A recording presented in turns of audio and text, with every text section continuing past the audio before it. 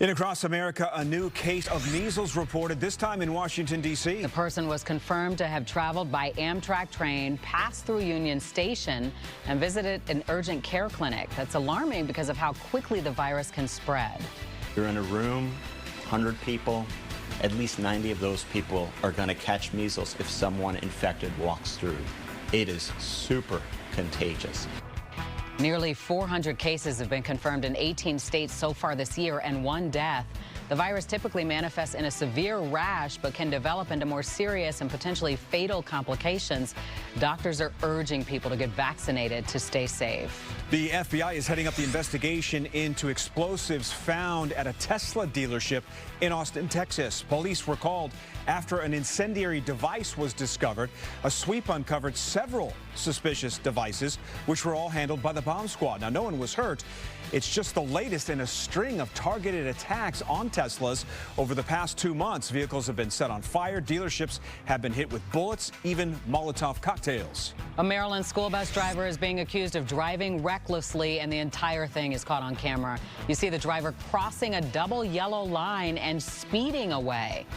Despite the chaotic video, the driver is still employed. It is not clear if the person is still operating a school bus. Okay, you may remember last month we told you about that guy that police say swallowed more than 700 grand in jewelry at an Orlando Tiffany's. Well, weeks later, investigators say they've got everything back.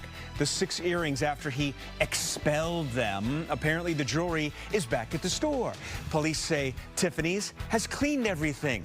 No word right now on whether they'll be returned to the counter at a discounted rate. Oh, goodness. Danger not just lurking in the Florida waters, but trees as well. Take a look. This bear causing some chaos near a middle school. It was spotted climbing a tree just outside the pickup area.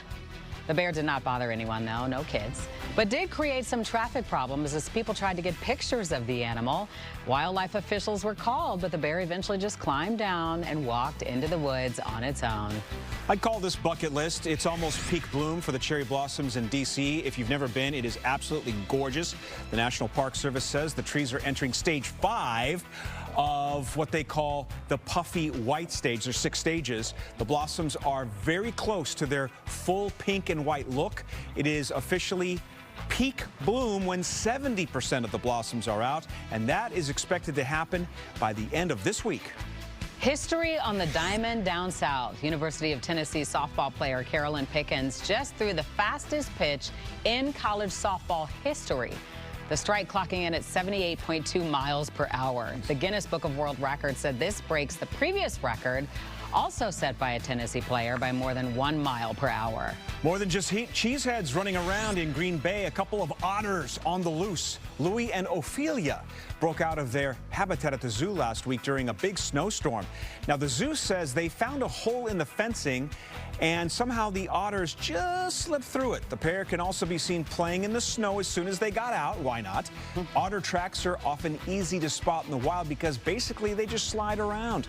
But these tracks got covered up by yet another snowstorm. The zoo says they're not dangerous. It's likely they might just come back on their own. So we ought to be on the lookout. Otter. Oh.